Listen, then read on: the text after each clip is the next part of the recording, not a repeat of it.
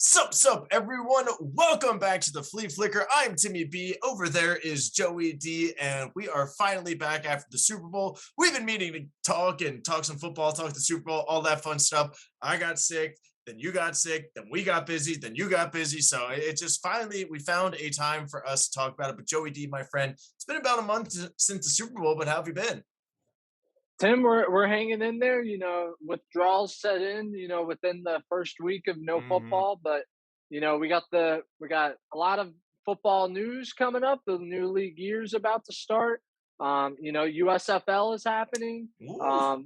The Philadelphia 76ers are making some moves with James Harden, and Ben Simmons is out of here. So that's kind of cool for a guy who doesn't really follow it. But now I'm kind of keeping up with it a little bit. So I'm hanging in there. Looking forward to Doctor Strange and the Multiverse of Madness also coming up. Um, Hey, I've so heard good things about the new Batman as well, so I definitely need to see really, that in the next couple of days. I've heard it's up there with the Dark Knight of how good I've it I've is. also heard that Yeah. too. I think I'm gonna wait for it to come out on HBO though. I think it's gonna be out in 30 days, and there's a lot of movies coming up that I'm gonna want Yeah. to go see, like that new Morbius and then Doctor Strange. So that's what's up with me, Tim. But I guess let's talk some football before I go on a Marvel tangent. Exactly. This is a football show, and it does feel good to be talking about football after having a couple of weeks of no football during the weekends. But yeah, make sure we all hit that thumbs up button to like, subscribe to the channel, all that fun stuff. Now, just to recap the Super Bowl, Joe, and I said to you beforehand, I was ready to go like drive by drive, talk about the game. But since we're a couple of weeks away, let's just kind of briefly talk about the game, some of the big moments. The Rams ended up winning by a score of 23-20. Cooper Cup scoring a touchdown late off of Eli Apple, and then Aaron Donald doing Aaron Donald things to prevent Joe Burrow from getting into field goal range, stopping them on fourth down. And looking at this game right now, Joe, I mean, this was a pretty even game. The Rams had 8 more yards of total offense. They had 47 more seconds time of possession. They had 30-47. They had 47 seconds more than 30, and the Bengals had less.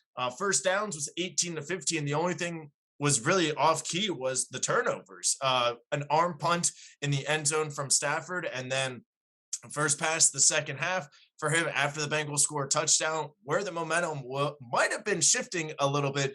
But at the end of the day, it all came down to defense, defense, defense on both sides of the football. And as I said, the Rams defense got it done. I bet over 5.5 sacks. That hit like mid-second quarter. That was just an obvious bet to make, Joe. But it was a lot of fun. It was a good game to watch. Great halftime show. Definitely happy for Matt Stafford and Aaron Donald, and even a guy like Odell Beckham Jr. to get a Super Bowl ring. Huge injury as well for him. I mean, it looked like the Rams were going to win by maybe 2 or 3 scores, and then he gets injured, and the offense just kind of stopped. But when they needed to do, they went to Cooper Cup, who won the Super Bowl MVP. There's an ad playing. Shut up, ad. There we go. Ad is gone. That just popped into my headphones. I was Come like, on, what? Tim. But yeah, I picked Cooper Cup to win MVP, and I was correct. Joe, you went with the Bengals, and you went with Joe Burrow, obviously an obvious choice. And then to go through some of the props that we talked about, it was head, so we got that correct. First scoring play, you said it was a Matt Stafford quarterback sneak. I said it would be a Bengals field goal. Neither of us correct. It was an Odell Real, touchdown. real quick, Tim. I just want to say when we were doing that prop bet, Brooke actually was the one who said Matt Stafford QB sneak. So then when the two of us did prop bets, just the two of us, I actually said, because I didn't want to take her Matt Stafford QB Mhm. sneak touchdown, I said OBJ touchdown, and it was there. I was like, dang, I could have bet something Ah. to make some money. You gotta be kidding me, man. Oh man. Well, so we didn't get that one. There were no score in the first 6.5 minutes, no 2 point conversions or successful 2 point conversions. Missed kick, you said yes, it would be Matt Gay. There were no missed kicks in the game. There was a bot snap, but there was no kick, so you can't really I think miss. that counts. That They does missed not the count. attempt. The attempt. Nope, it's a That missed. absolutely It's a counts. mixed kick. He did not kick the ball, so you can't count that as a missed kick if you can't It's kick a the. it's a missed attempt. They went for It's the field no. goal. If it got blocked, that's what they were trying to do. They were going for the extra point, and they did not. It was an extra point, or was it a field goal? It was an Either way, extra they point. botched it. Either way, they botched it. But They were there was trying to no kick the kick. extra You point, can't miss but a that was kick the if you don't attempt. kick it. Whatever. I'm taking that. That's definitely a miss. No, it's not. Not in my eyes. You 100%. got to kick it. 100%. You didn't kick it. All right. Lack of execution on the special teams part. Anyways, the next prop, combined jersey number of touchdown scores over 187.5. That hit. We both got that. Final play, a kneel down. You said no. I said yes. I got the win. Matt Stafford taking the knee. We both got the Gatorade color wrong. You went with orange, and I went with purple. The answer was blue. And then, as I said, MVP, I got it right with Cooper Kupp, and you did not. But Joe, man, talk to us about the Super Bowl. What were some of your thoughts from the game? I mean, like I said, to me, it really came down to the defense. Both the Bengals defense did great. They got pressure on Stafford. But at the end of the day, it came down to Eli Apple being Eli Apple. And then on the other side, Aaron Donald and Von Miller ripping it up against Joe Burrow and that Bengals O-line. And there was just not enough time for him to get a lot of plays for it. And then that fourth down play, Aaron Donald solidified the win in the Super Bowl for him. And definitely, one of the best that we've seen, arguably the best in our generation, Joe. So what were your thoughts on the game overall with this Super Bowl? Well, did you just say arguably the best Super Bowl in our generation? No. Aaron Donald, best defensive player. Yeah. I was gonna say, I thought we just discussed one No. of the best recent I was thought it was Super about Bowls. Aaron Donald. Yeah. Okay. Just making sure. I felt like in the first half, the Bengals were doing things right. They were mitigating that pass rush. It really wasn't, as taking over the game as much as we saw in the second half, because they were scoring some points, and then they had that interception at the beginning of the first half or the second half, and able to go up a little bit more. Like you said, the momentum was all there, and I thought their defense played a really good job this entire game. I mean, you held the Rams to 23 points and forced a couple turnovers. So I think from a defensive side of things, the Bengals have to be pretty happy with the way that went. It was really in the second half that offense could not sustain drives. I mean, every time they had something going, or, a lot of times it was just a quick 3 and out, because every time they needed to throw the ball and the defense knew it was coming, Aaron Donald or Von Miller were there making plays. So Joe Burrow he didn't have enough time in the pocket, wasn't able to find his guys. I mean, we saw in the last play of on that fourth down, if he had another second or two and Aaron Donald wasn't tearing him down, Jamar Chase came wide open. Jalen Ramsey fell down. It would have been the game-winning touchdown. Yeah. And you just didn't have the time to see him. So, well, it's funny that people say that, because they were like, yeah, if he had like an extra second or two, like they would. And I'm like, any quarterback would make a play if they had an extra second or two. So right. I mean, these extra seconds or two in the NFL, I mean, it's the margin for error is so much more slim. But probably if that's not Aaron Donald coming at him right there, then he's able to elude him or extend enough to make the play and find a wide open Jamar Chase. So, very unfortunate that, that's kind of how it ended for Joe Burrow and the Bengals. I was very disappointed with the flags that came out at the end of that half. On the Rams' final drive where they got down, and it was 3rd and 8 from or 3rd and goal from the 8-yard line. I thought that was fantastic coverage by the linebacker on Cooper Kupp. It was very, very ticky-tacky to throw a flag there in that situation, especially when you have not been throwing flags all game. Yeah. Granted, karma kind of came back. I mean, T. Higgins literally ripped Jalen Ramsey's face mask and on that. Once again, Joe, just proving my point that you should be able to challenge a face mask, because you either do it or you don't do it. It's not like pass interference or that penalty call where it's like, well, one ref saw it this way, we saw it this way. Right. And I agree with you. That first one was kind of a BS call, especially the way they were playing the game. Now, that second one down there was pretty obvious. The second one was pretty obvious, yeah. But with that face mask with T. Higgins, in real time, you could not tell that's what happened. I completely understand the refs missing a play like that. In slow-mo, it looked egregious. I mean, it looked like he literally grabbed it and wrenched it, but it was just so bang of a play. They missed it and it happened. So I think plays like that something like that should be reviewable, so that situations like that don't occur because, Right. it just encourages players to, make And a it's play like like that targeting. one. It's like you either hit him in the head Right. or you don't hit him in the head. So it's like you Yeah. either face mask or you don't. Like, and I understand Right. like pace of play and all that stuff, but like that review would have taken like 30 seconds. Like the ref, Exactly. and all it takes is a guy, the replay referee in the booth just buzzing down, being like, yeah, that was a penalty. Like, we don't need the Right. ref to put on the headphones, look into the Yeah. thing. Like, all you Yeah. just need is that guy being like, yeah, he grabbed the face mask. Yeah. 100%. But so, again, it worked out for the Bengals there. Yeah. Then they got bit by getting the flag thrown at the end. But if you're not going to throw the flag on a play like that, how can you throw it on such a Mhm. ticky tack call on third and goal from the 8? Then it's fourth and goal, and this game could end very differently. But it is what it is. I didn't think it was a great game. Like, it was a close game, and Mhm. you said it was tense. I agree because both these teams, it was always close within a score or two, and both these offenses have the capability of going the distance and making the big play, so you never knew what was going to happen.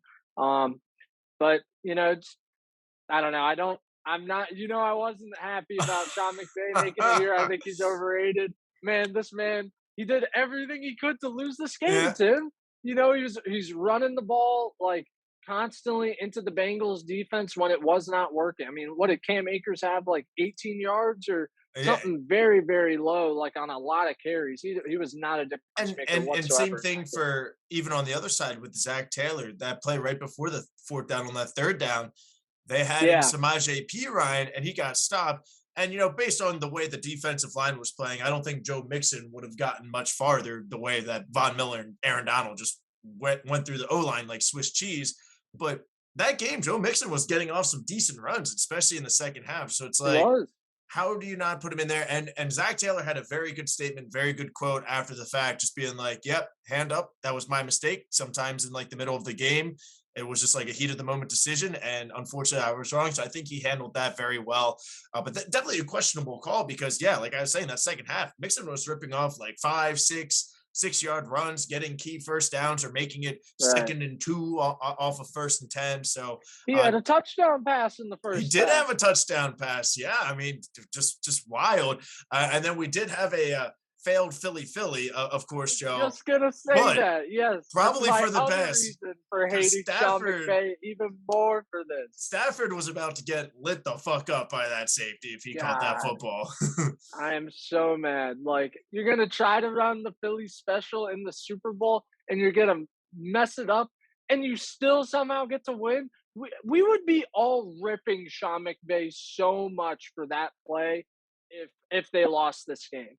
The Rams would be getting a lot more shit for this game if they lost this game because they did not execute well. I mean, 23 points against the Bengals, a 3-point difference. I mean, it doesn't make sense. Yeah. It shouldn't have been that close on paper. I thought the Bengals played outstanding. That mismatch of their offensive line versus that ferocious Rams D line was just too much to hold up in Mhm. the second half, and unfortunately, nothing that can be done there. Aaron Donald should have won MVP over Cooper Cup. I definitely don't disagree with you, but I mean, at that point, you're choosing between Aaron Donald or Cooper Cup, so either one would have been a solid pick for sure. Right. Yeah. And then and we just saw that second year because if you look at the stats too, Joe, the Bengals had that touchdown first play of the half to T. Higgins. That was it. Like, Rams defense just shut them down after the interception, Exactly. forcing a field goal, which was absolutely huge. If the Bengals had scored a touchdown there, now you're looking at what, like 23-13 or 24-10-13, whatever that score would have Yeah. been. So that was absolutely huge that they got that stop on that field goal. And that's what it came down to. Now I got to ask you, Joe, we know how a big of a fan Sean McVay and the Rams you are. Both teams going into next year, who do you think is going to have a hangover? Can the Rams repeat? Will the Bengals be back, or will both teams kind of suffer a little bit of a hangover? And we've seen this in previous years. Whether you win or lose, the next year you kind of regress a little bit, maybe not even make the playoffs. And a lot of times people were saying, oh, it's normally the winner But we've seen in recent years, it's also been the loser kind of struggling to get back. So I guess Yeah. going into this next season, obviously the combine's happening right now, draft up in a few weeks. Rams don't have any picks. Sean McVay's actually in Mexico right now. I saw that report, which rightfully so. I'd be like, yeah, I mean, like Les Snead, the GM, wore a Right. shirt at the parade saying "fuck them picks," like, and it worked. They went all in and they won. So good for them. Exactly. But going into the next season, obviously after the Super Bowl in a couple of weeks, where do you see these two teams? Do you see them both having a hangover? Do you see both of them maybe being back in the Super Bowl for a potential repeat of another game? So, what are your thoughts for both teams? I don't see a repeat of this Super Bowl, or I don't really see either of these teams making it back to Yeah. the Super Bowl this upcoming season. But I think that while again, I like the Bengals better, I think just by the nature of Hmm. the NFC being so much weaker than the AFC, the Rams have a Hmm. easier path to get back there. But I definitely think that a potential hangover can come for both of these teams. I mean, we talk about the Bengals. They had a last place schedule last season. Now they're going to have a first place schedule, Oh and yeah, baby. it's going to be tough there. The Rams, same for them, and they play in a very tough division. I mean, the Bengals also play in a very tough division, Mm. so it's not going to be easy for either of these teams to get back. I mean, neither of them are like the Patriots Hmm. dynasty that we saw, where the rest of their division was just atrocious. So it'll be interesting to see how it goes. But I mean, the Bengals, they just got to get some offensive line, get some help Yeah. there for Joe Burrow. Rams don't have a lot that they need, but you know their window. They needed to get at least one Super Bowl out of this window that they have with all of these star players and no draft picks. Because eventually, you're going to have to cut some people. You're going to have to, figure out some other contracts to work out, and just not going to be in a great salary cap position when your team's getting older and you don't have that influx of young draft talent to come in and help out the team, especially on their cheap contracts. So, the Rams window is definitely shorter to get back there than the Bengals, but right now the NFC, I mean, who who else are we that terrified of in the NFC? I mean, Tom Brady's retired. Yeah. We'll talk about Aaron Rodgers, but if he's to leave, then it's the Rams, the Niners. Like, Yeah, I don't and really who know. knows I don't if really know. Jimmy G or Russ or both of them get traded to the AFC. Not only does that make the AFC tougher for the Bengals, but it just opens up the NFC more. Obviously, Kyler Murray, there's some drama in Arizona as well. Right. So I'm kind of with you. I think the Rams can definitely bounce back. They need Odell to be healthy or get a guy like Odell, maybe even a better Higby as well. Coming back, but this is going to be a dangerous team. So we'll see with the NFC West. I mean, we kind of predicted it right this year, but I mean, next year could completely flip flop. We could see the Seahawks being in first and the 49ers and all that stuff. So it really all depends. And the Bengals are, like you said, they had a last place schedule this year. They have a first place schedule. So they get the Cowboys, they get the Titans. We play the AFC East, and so they also get the Chiefs as well. Whereas, like looking at a team like a Ravens who's banged up, we get the last place schedule this year, Joe, and we get the Yeah. Jaguars, we get the Giants, baby, we get the Broncos. So Damn, that's y'all gonna really got last in your division?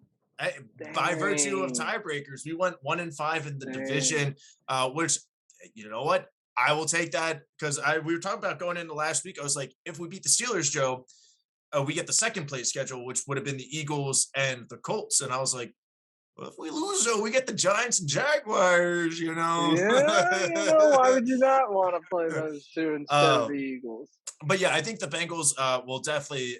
I don't know if they'll regress because they went 10-7 and just got hot at the right time in the playoffs. They're still going to be a dangerous team, especially if they do get some O linemen, whether in the draft, free agency, or trades. But I think a lot of people, kind of slept on the Bengals a little bit for most of the season. We even did as well, Joe. And in the playoffs, we were like, oh, okay, this team is like actually legit. So I think it is going to come down to the Bengals and Ravens next year for the division. I think, well, depending with the Yeah. Steelers quarterback, if they do get Rodgers or Russ or even a Jimmy G, maybe they're in the picture. But the Browns, yeah, they're back to the Browns, baby. So we'll see. And we got a whole offseason to talk about. We'll definitely talk about that. And Joe, finally, I've been saying this like the last like month and a half, 5 episodes, whatever it is. we're going to be finally talking about some of the coaching changes here in the NFL. Just to run through all of the open vacancies that have been filled. Obviously, it's the combine, so good for teams to hire a coach. The Saints, Sean Payton did retire. We kind of briefly talked about that, taking a year off, likely going to TV. They just upgraded Dennis Allen, their defensive coordinator and interim coach, for a couple times when Sean Payton was out with COVID or whatever. So he is now the new head coach. The Giants bring in Brian Daboll, who is formerly the Bills offensive coordinator, also spent some time with Nick Saban down in Alabama. So we know he knows how to win and have a good offense. The Bears went with Matt Eberflus or Eberflus, either way, fun last name to say. The Colts defensive coordinator. Broncos brought in Packers offensive coordinator Nathaniel Hackett, and Nathaniel Hackett brought in the Packers tight end coach to be the offensive coordinator. And, we know that they are in the mix for a particular Packers quarterback, Jordan Love, of course. The Dolphins went with Mike McDaniel, who was the 49ers offensive coordinator. The Raiders went with Josh McDaniels, the Patriots offensive coordinator, former Denver Broncos head coach. Jaguars went with Super Bowl champion head coach Doug Peterson, formerly of the Eagles. The Texans fired David Culley. So once again, thank you for that third round comp pick, Texans. And they just promoted Lovie Smith, their defensive coordinator, to be the head coach. And finally, the Vikings hired Kevin O'Connell, Super Bowl champion offensive coordinator from the Los Angeles Rams. So, Joe, what, I guess, maybe a couple of your favorites and also your least favorite out of these 9 hires or promotions for head coaches? Yeah, so for favorite, I want to say Doug Peterson. I mean, I love him. I'm glad he's got an opportunity, and I think that he's in a good spot Mhm. for him. I think it's a good fit. The concern that I have is just with the GM Trent Baalke and the owner Shad Khan. We know that Trent Yeah. Baalke has been known to ruffle some feathers in the NFL world and not really get along with his coworkers as well. Yeah, so I was Um, actually in Jacksonville when Doug Peterson got hired. We were not on the same flight, sadly. That would have been cool though. But my friend, who's a Jaguars fan that I was visiting, he said that they were going to hire somebody basically in between Balky and the owner. And then the report came out yesterday or the day before. I saw when I was working out that they're just not going to do that anymore, not bring in like a vice right. president or whatever. And it's going to be basically Balky and Doug Peterson are going to come in together. So I think that Yeah. helps. And I think Doug Peterson is definitely a great guy for a guy like Trevor Lawrence. Yeah, I just again, there's a lot of rumblings and reports about Trent Baalke just not getting along with coaches, having like a power struggle, and Hmm. just we've seen he was the GM last year, and they pushed out Urban Meyer. I mean, for obvious Yeah. reasons, but he's just been in the. I think he was part of some situations in San Francisco where it was similar, where he was kind of pushing people out and winning power struggles. So that's my biggest concern with Doug Peterson, because that's why things ended poorly in Philadelphia, because things with him and Howie Roseman and Jeffrey Lurie were not all on the same page and 100%. So that's my only reason for not picking Hmm. Doug Peterson. Really, you know, for me, it comes down to either Mike McDaniel with the Dolphins or Brian Dabble for the Giants. I think that the Giants right now, they made a lot of smart moves, Tim. It kills me to say it because they've been just living in the Middle Ages, for medieval times for the past decade or so. It's been awesome to watch them just not catch up to the rest of the league. Hmm. But they bring in Joe Shane from Buffalo. They hire Brian Dable. I love the coaching staff he's putting together. Specifically Wink Martindale, the former Ravens defensive Yeah. coordinator. Have Um, fun. Have fun not getting sacks, Giants. we'll see. We'll see. I would love that. I would love that. But I feel like it's a good they're making the right moves. It's the right Hmm. process. They're starting to act like a competent, caught up to speed again NFL franchise, and that's concerning as an Eagles fan. But I really do like Mike McDaniel's. I mean, this is a guy who Kyle Shanahan has brought with him everywhere he's gone, and he's just worked his way up, and all of the players and coaches, they rave about this guy, and he's got like a really chill, like kind of swagger, and just a really like relaxed vibe, but you can tell he's really smart Yeah, and he's also like a knows very what he's doing. technical person. Like Right. looking at him and like listening to his conversation with Tua, like it was a little cringy, but like A little bit, yeah. and he's like that type of guy where it's like, you know what? He's just a guy. It's not like you're bringing in like a Jim Harbaugh from Michigan, who's like this electric personality or like an Urban Meyer. You're bringing in a guy who's just chill and is like really, really smart with football and Right. offenses and stuff. So yeah, definitely a good hire, but continue. Yeah. I think that's just a really good fit for Tua and what the Dolphins offense can be. I mean, they're Mike McDaniel's so good in the run game and kind of designing, what different run concepts are going to be. So I think that'll take a lot off of Tua's plate. He'll be able to execute the RPOs, the run pass options a little bit more, which he's pretty good at. So I think it's just a good offensive fit for Tua. And pretty much the best fit that I think that we'll see. So it should help them kind of make that decision about Tua a lot quicker if he sinks or swims with Mike McDaniel. But we'll see what happens with the Giants. And right now it's Daniel Jones. They're saying that they haven't done enough to support him and give him the weapons or the protection that he needs to be successful. So I don't know how much I buy that they're invested in Daniel Yeah. Jones. If they're really hitching their wagon to him, then he can be better than we've seen, but I don't know how much better he's gonna get. I mean, he's got some talent, but I think he's more of a high end backup than who you want as your starter, ideally. So, it'll be interesting to see how it goes. But those are the two that I really like. And again, Dougie P.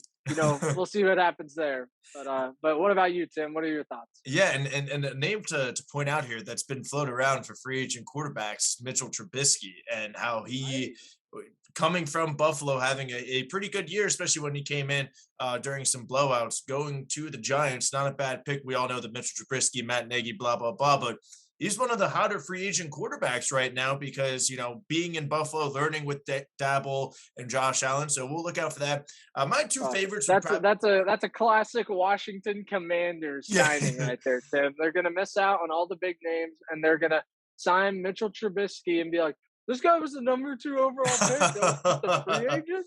We got him for a bargain. Why would we not want to build around him?" It's gonna be ridiculous. Yeah, and so my two favorite hires, I love Dabble as well. I also love Nathaniel Hackett in Denver. I mean, obviously, you do need to have a quarterback, but the pieces are there in Denver. You got some good wide receivers, you got some young running backs, you got a guy like Melvin Gordon, who's also really, really young in terms of like age and stuff, despite him being in the NFL for like 6 years. And again, kind of like what we see with the Rams, the Broncos are kind of like, look, we'll do the same thing with Peyton Manning and try to go all in to get Aaron Rodgers. We brought in your two coaches, basically two offensive coaches. We have the pieces. We have excellent wide receivers, one healthy, Cortland Sutton, Jerry Judy.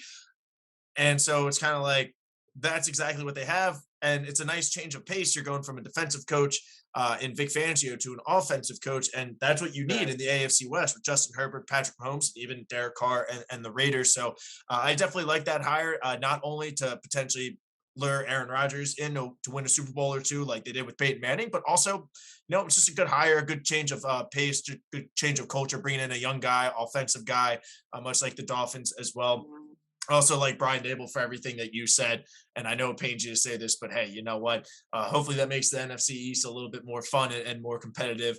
And then my least favorite, Joe, you know what? I have not been a big fan of Josh McDaniels, especially as a head coach. I don't understand what the Raiders are thinking with this. I mean, he went to a division rival in Denver like 10 years ago and drafted Tim Tebow as his quarterback. Now, granted, Tebow mania and that Tebow magic and that playoff win, but then Josh McDaniels didn't do anything, like basically ran that Broncos in the ground, then just went back to New England, Right. back to Tom Brady, won some more Super Bowls. Now, I do agree that I think that the Raiders could be a good fit with him with Derek Carr, Josh Jacobs, some of these running backs, and some of these wide receivers, Darren Waller as well. But I just like after what he did in Denver, like I just don't understand how this guy got another head coaching job. So that's my least favorite, Joe. How about yours? Well, let's also not forget what Josh McDaniels did to the Colts before Oh, they that hired is correct. Frank Yes. Reich when Mhm. extended an offer and he accepted it. He collected a coaching staff and was ready to, go and start coaching the Colts, and then backed out at the last second. And, that allowed Frank Reich to come in and be the guy. But, like you said, he had a very tough situation in Denver in the past, and that, he says he's grown and learned, but it seems like the Raiders are kind of trying to recreate the Patriots. They brought in, I can't remember the name, but an executive from the Patriots front office to I think essentially be the new GM.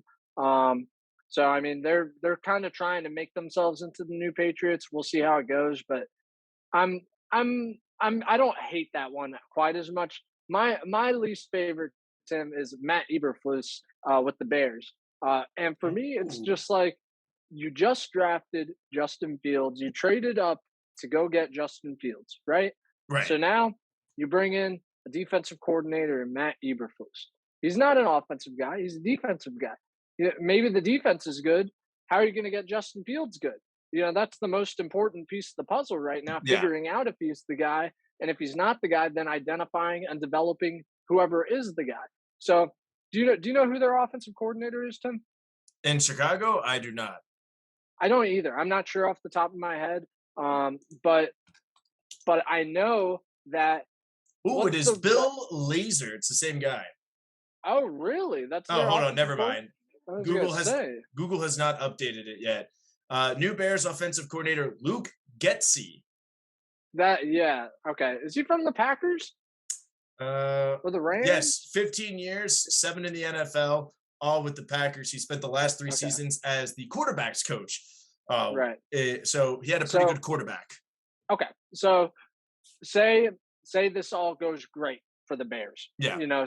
Say Justin Fields has a really good season. This guy develops him. He becomes the guy. Offense looks good. He's on the right track.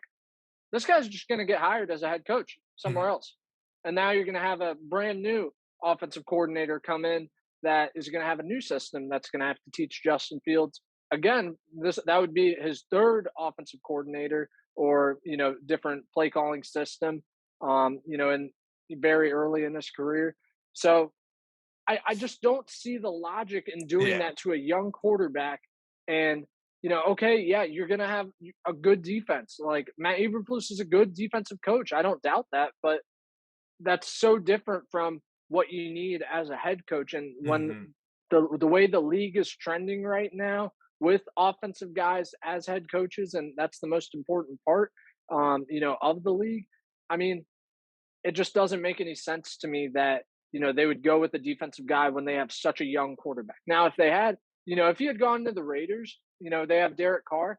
I'd have been more okay with that because they've Yeah. got a veteran QB and kind of a veteran core on offense. But this is an offense in Chicago that has a lot of young pieces that need some guidance, need some cohesion and chemistry, and to kind of figure out what's going to work best for them to sustain it. And I just don't see the formula for where that works with a defensive coach as the head coach in Chicago. So it's not necessarily me disliking Matt Eberflus by any means. It's just the situation that he's in Chicago. I don't think is going to be built or set anybody up for success here.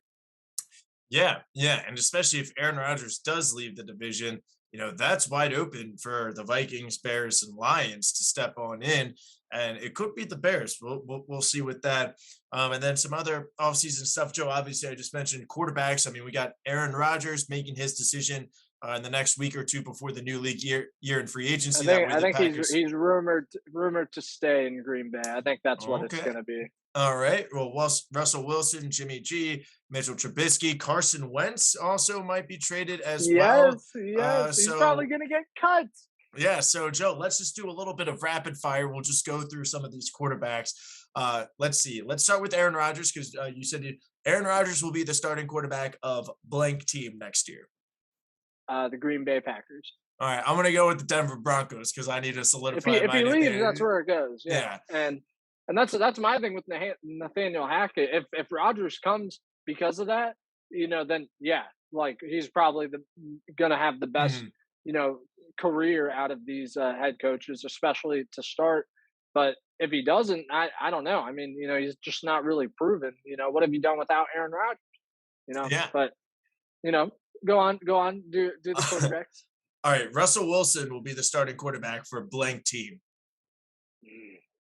I want him on the Eagles bad, Tim, but I don't think he's leaving either. I don't think he's leaving. I think he's going to stay in Seattle. Well, I was working out yesterday or the other day, and they were doing some trade hypotheticals on one of the programs. And one of them was Chris McCaffrey to the Bills for a first rounder. And everybody was like, duh. One was Russ to the Eagles for your 15 and 16 and a second round next year and Jalen Hurts. Would you do that? I do that easily. What if they said no second, but we just want all three of your first this year? All right, got you thinking. All right, cool. if that's what it takes to do it, then yeah, I'm doing that deal. I mean, that hurts, but then you're fine moving forward. You haven't hamstrung your future by any means. I mean, and you still we have, I think, 7 picks within the first 5 rounds this year, or maybe we have 10 picks total. And we have a lot of early picks. So, those 3 would hurt, but if that's what it takes for Russell Wilson, I'm on board. But I just don't think that he's going to leave. And, he's got the no trade clause, and Philly's not one of his preferred destinations reportedly. So I don't see it happening, but I think it should. We can give him the best offensive line that he'll have ever been behind. We got Devontae, we got Dallas Goedert, Quez Watkins. If we still have some first round picks, bring in a Treylon Burks. We've got cap space. We can sign some people this offseason. So, I mean, and we can offer the Seahawks the best deal as well. And they need draft picks after they traded a bunch of them for Jamal Adams. So I think that if a trade was to happen, I don't think they want to trade him within the NFC. But again, we can also offer them Jalen Hurts. Yeah. And we can give them an Andre Dillard. They need offensive line help. We can offer the most, and I think it would work best for both teams. I just don't think that Russ is really pounding the table to get traded to Philadelphia right now, which is on him and nobody else. But yeah, so I think ultimately he stays in Seattle. But I know the Eagles are sniffing. Yeah, I think he stays in Seattle as well. Now, what about another NFC West quarterback, Jimmy Garoppolo? Where do you think he'll end up? See, I could see a couple different spots for him. I mean, I'm going to go with – does he need a new contract? I was going to ask you that same question. Let me look up his – I don't know. Jimmy Garoppolo is under contract for just this year. So you get a 1-year rental of Jimmy Garoppolo. I could see him going to – I'm gonna say the Colts. I'm gonna say Jimmy G would be the Colts quarterback. I don't think that he's much of an upgrade, if any, over Carson Wentz, but I think that they're moving on from him for sure. And they don't have the picks to really go get someone, if Russell Wilson or Aaron Rodgers was available, or a rookie quarterback, so I think it's going to be more of a lateral move for the Colts, but I think Jimmy G is kind of the best available option that they could do, but it's going to take a 3rd round pick or something like that. And they already don't have a 1st and 3rd from us. So, we'll see. Yeah, sorry, Indy. And speaking of Carson Wentz, do you think he gets released, or do you think they work out a deal? But either way, where do you see Carson Wentz playing football next season? I don't think they work out a deal for him because, who's going to trade for him now after this? I mean, number one, this was supposed to be the best situation possible for Carson Wentz. Everyone was saying, oh, it's Frank Reich. They have such a connection. Frank Reich was the reason why Carson had his 2017 season.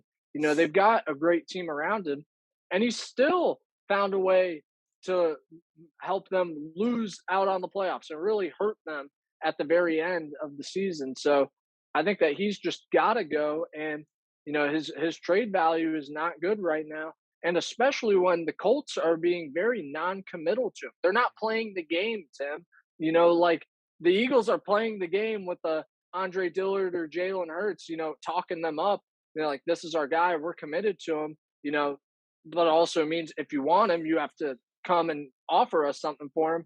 The Colts are like, you know, you may or may it may not be with us, and maybe with someone else. We'll see what happens. Jim Irsay's pissed, and clearly doesn't really want him there. They've kind of already tipped their hand, so I Yeah. don't think that they're going to be able to get much of anything for him. Plus, he's got a big contract, so I think they're going to have to cut him. They're going to have to eat that dead money, and a team's going to be able to pick him up. And I'm going to say that team is the Steelers. Ooh, okay, okay, yeah. So Back in PA. yeah, and there's definitely some other rumors or other quarterbacks available like Jameis Winston and maybe even a Deshaun Watson, Mitch Trubisky that we mentioned. So we'll see what happens in the next couple of weeks. But Joe, any other thoughts on some potential quarterbacks shifting around before maybe we talk a little bit about the combine real quick? Yeah, I mean, Trubisky, I like I said, I think I could see him on the Commanders very Mhm. easily. Um, the Panthers are definitely in the mix here to make a move for someone available. We know they were very heavily rumored with Deshaun Watson, so you know they definitely have to figure it out because I mean Sam Darnold and Cam Newton is just not going to cut it. But they also have a pretty high pick, so if they wanted to get a guy like a Malik Willis Mhm. or a Kenny Pickett, I think Malik Willis probably makes a lot of sense for Carolina, and that's probably where I would expect them to go. And I could see a Kenny Pickett maybe in New Orleans. He's those small hands, Tim. He's really Yeah. going to need to be in a dome or something. It looks like, but definitely could not survive in a cold weather city like Pittsburgh, right? Hey, that's why he wore that. That's why he was Kenny Two Gloves. That's why he had Yep. on the gloves. Yeah. But yeah, it is another team to look out for in the draft, and we'll talk more about draft in the next couple of weeks. Tennessee Titans.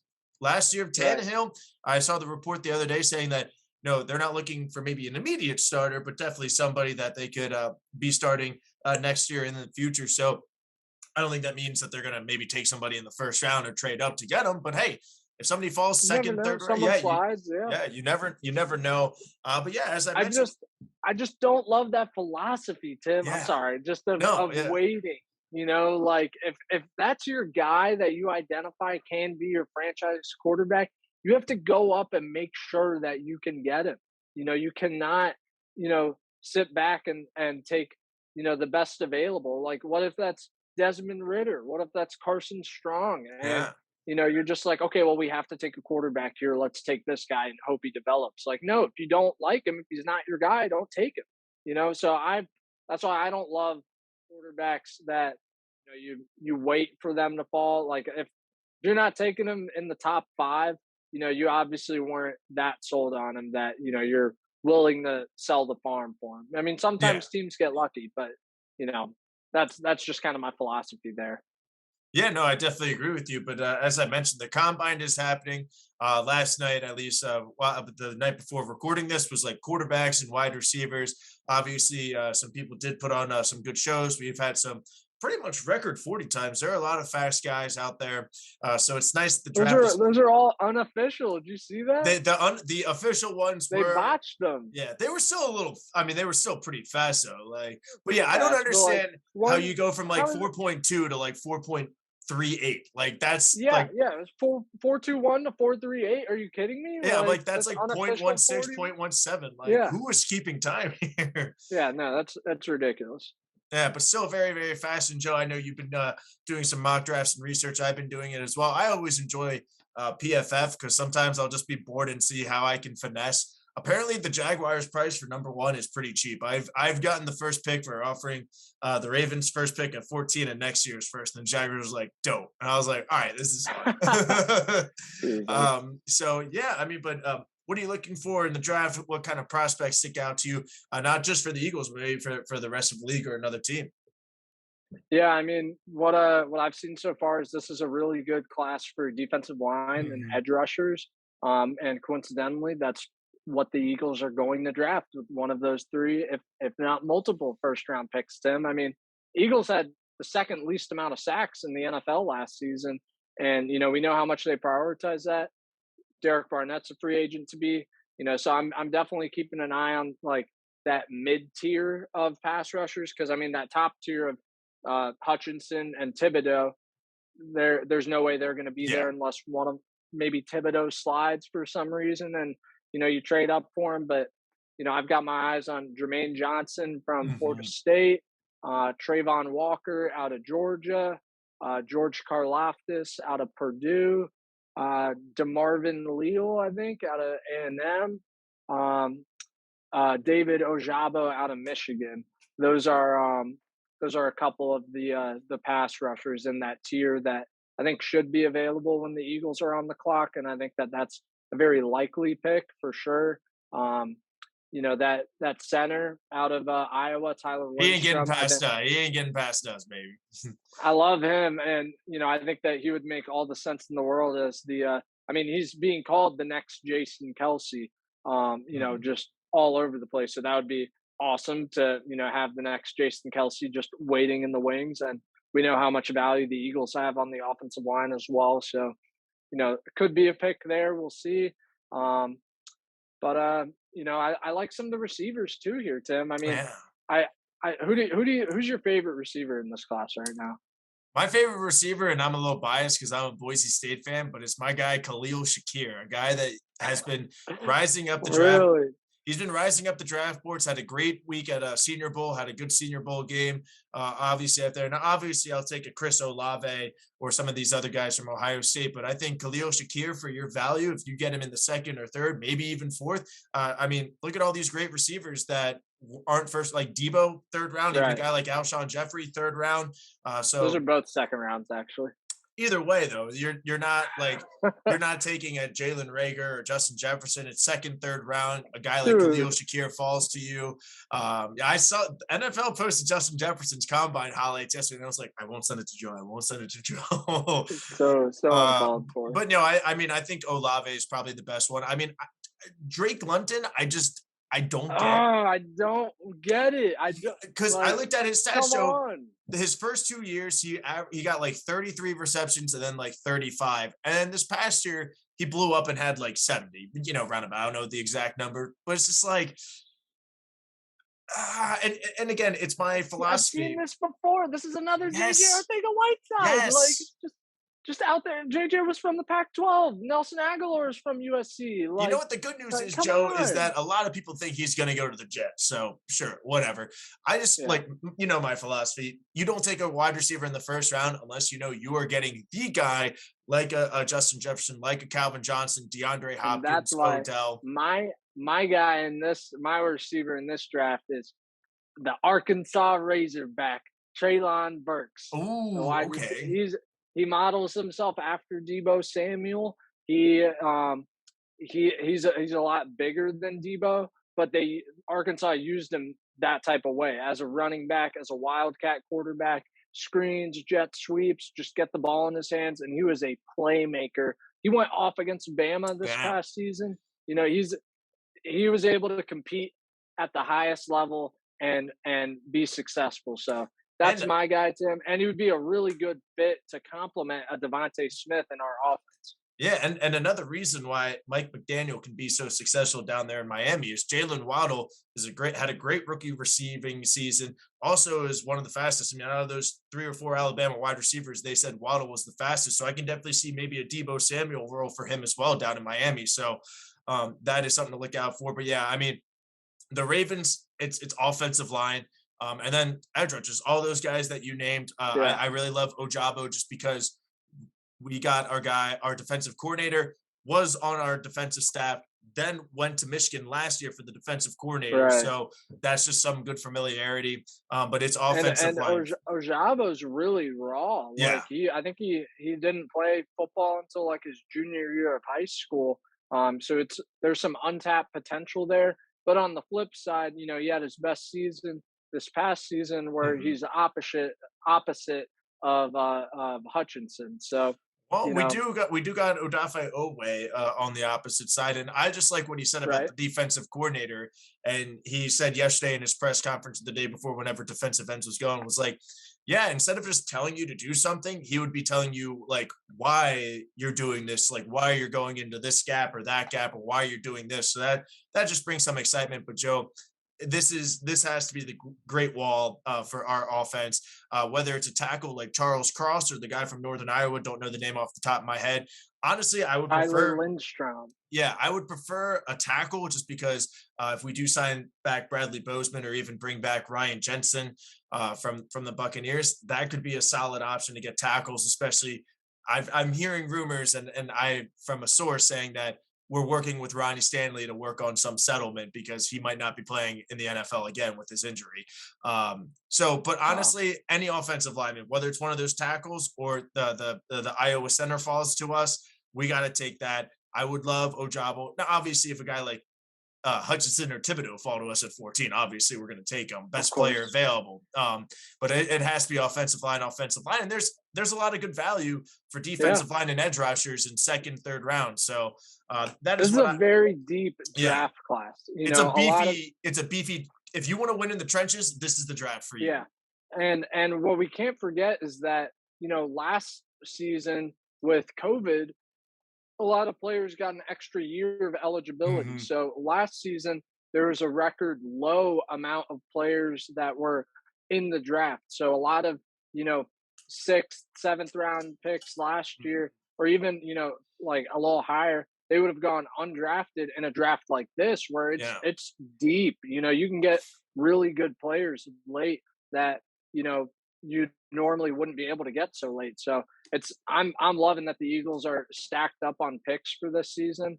I definitely expect a lot of maneuvering with Howie Roseman these picks. I would be shocked if he makes all three picks at 15, 16, and 19. I definitely Yeah. expect some Especially trade since you do downs have there. 15 and 16, you can either maybe trade up if if Thibodeau is there at Right. like 8 or 9, maybe you make that move, or you I use think that to maybe get a Russell Wilson or whoever. right.